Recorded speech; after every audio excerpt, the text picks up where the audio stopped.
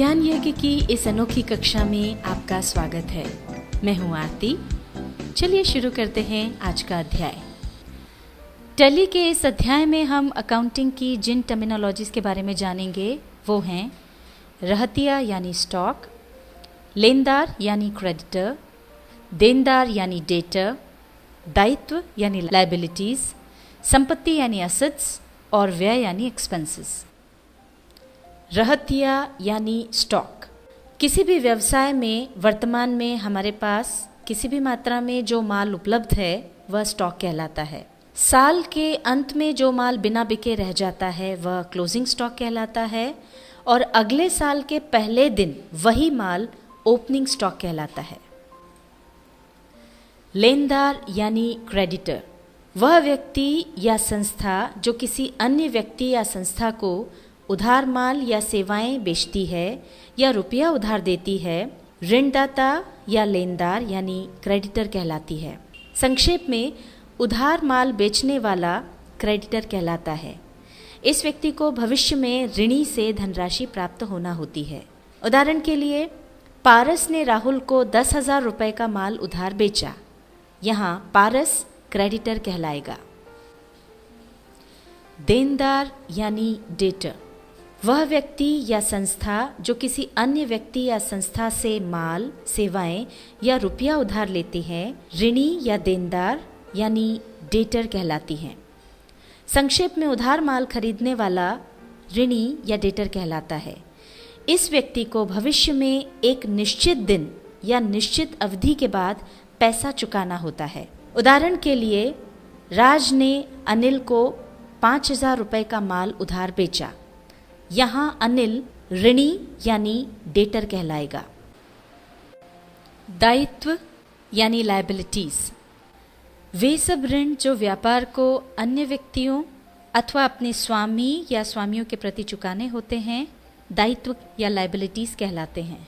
ये लायबिलिटीज दो प्रकार की होती हैं।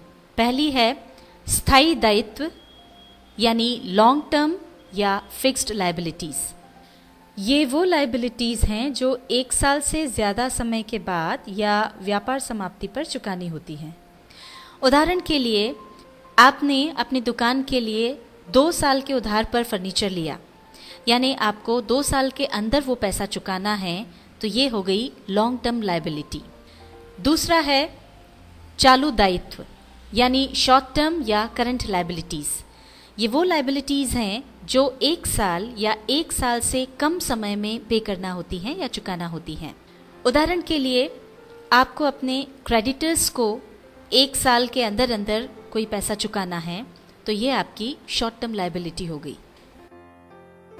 संपत्ति यानी एसेट्स, व्यापार में समस्त वस्तुएं जो व्यापार संचालन में सहायक होती हैं संपत्ति यानी एसेट्स कहलाती हैं। ये मुख्य रूप से 2 प्रकार की होती हैं। पहली है अचल या स्थायी संपत्ति यानी फिक्स्ड एसेट्स। वे वस्तुएं जो व्यापार को चलाने के लिए स्थायी रूप से खरीदी जाती हैं और जिन्हें बेचने के लिए नहीं खरीदा जाता और जिनका उपयोग बार बार किया जा सकता है, अचल संपत्ति कहलाती हैं। ऐसी संपत्तियां व्यापार की आय बढ़ाने में बड़ी सहायता देती हैं। इसके अंतर्गत भवन, मशीनें, फर्नीचर, मोटर गाड़ी आदि आते हैं। दूसरी है चल या अस्थायी संपत्ति यानी करंट एसेट्स। ये वे संपत्तियां हैं जो स्थायी रूप से व्यापार में नहीं रहती हैं, जैसे रोकड़, बैंक में जमा धन, स्टॉक, डेटर्स तथा अन्य वे सभी संपत्तियां जो आसानी व शीघ्रता से नकदी में परिवर्तित की जा सकती हैं। व्यय यानी एक्सपेंसेस, माल के उत्पादन और उसे बेचने में जो भी खर्चे होते हैं वो व्यय यानी एक्सपेंसेस कहलाते हैं। ये मुख्यतः 2 प्रकार के होते हैं। पहला है प्रत्यक्ष व्यय यानी डायरेक्ट एक्सपेंसेस। ये वे खर्चे होते हैं जिन्हें व्यापारी माल खरीदते वक्त करता है या माल के उत्पादन में करता है। कच्चा माल या पक्का माल खरीदने में लगने वाला भाड़ा और उसको गोदाम तक ले जाने वाला किराया भी इसमें शामिल किया जाता है। उत्पादन की दशा में कच्चे माल की खरीद से लेकर उसे विक्रय योग्य स्थिति तक लाने में जो भी खर्चे होंगे वे सब प्रत्यक्ष व्यय यानी डायरेक्ट एक्सपेंसेस कहलाएंगे। डायरेक्ट एक्सपेंसेस वस्तु की लागत का एक हिस्सा होता है। गाड़ी भाड़ा, ऑक्ट्राय ड्यूटी, मजदूरी, फैक्ट्री की बिजली, ईंधन आदि अन्य उत्पादन व्यय सभी डायरेक्ट एक्सपेंसेस के अंतर्गत आते हैं। दूसरा है अप्रत्यक्ष व्यय यानी इनडायरेक्ट एक्सपेंसेस।